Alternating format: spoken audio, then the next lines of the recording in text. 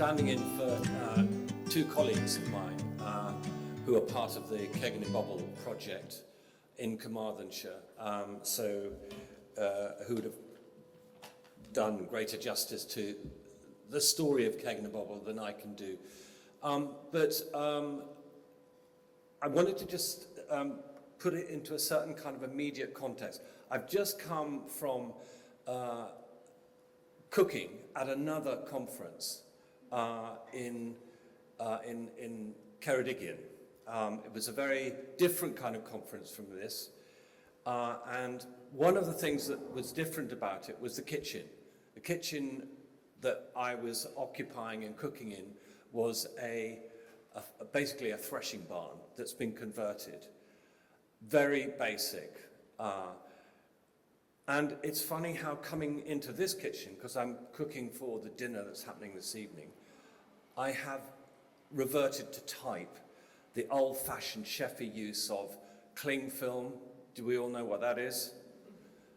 Blue roll, disposable rolls, disposable gloves, all the things that I absolutely hate and have no place in my cookery school, or indeed my kitchens.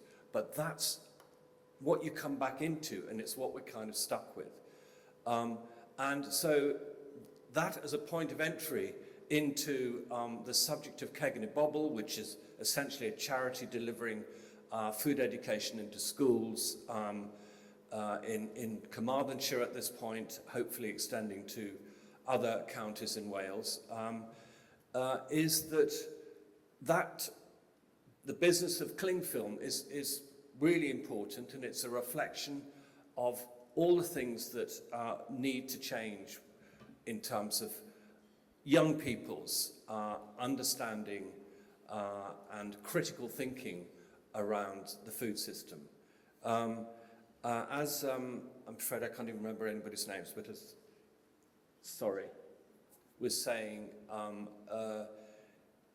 you know, I'm at the other end. I'm at the sort of food education end, and it's particularly among children.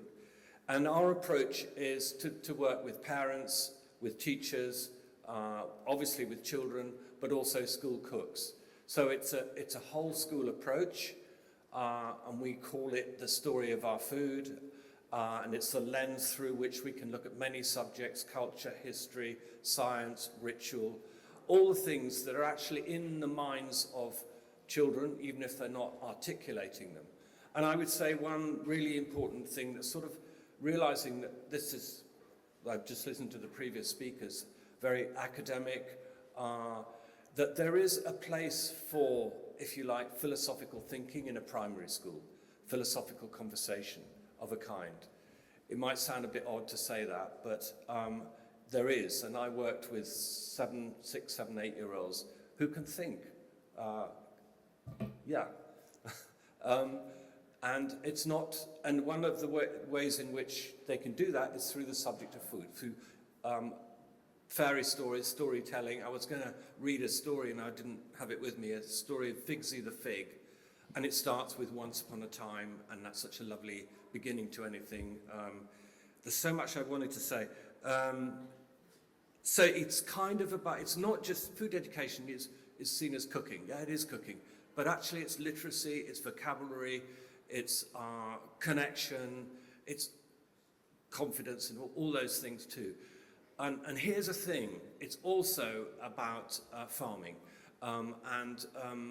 One of the things that happened when Cegin Y Bobl, this charity that I work with in Wales here, applied for charitable status, in amongst its mission statement was to support regional sustainable, local sustainable farmers.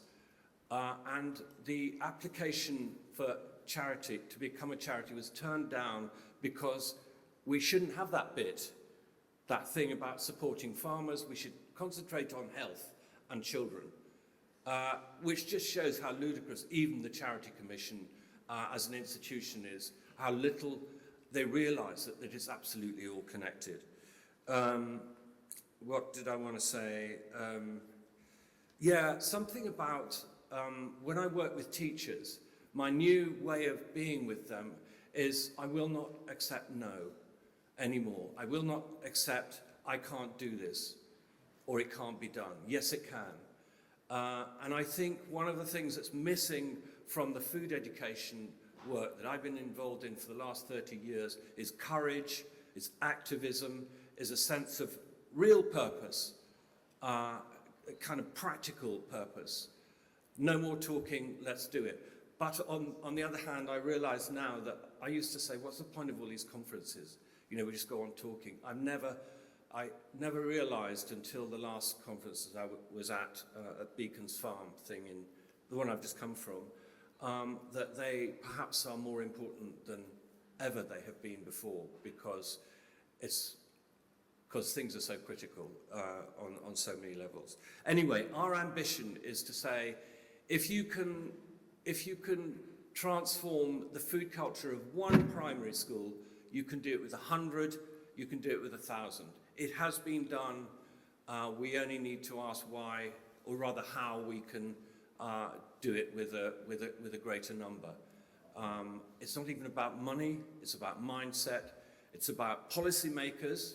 I don't know if Derek Walker is here this evening. Is he here now? There he is. We've never met, Derek, but I know you're going to be here this evening and you're going to be meeting with Simon and Carwyn. You know, we need those boys at the top and girls at the top to be with us, to understand that what we're doing in this world of food education with children is really important, because the most important thing we do in our lives is put food in our mouths, and with that act, everything else is connected. I think that'll do. Yeah, okay.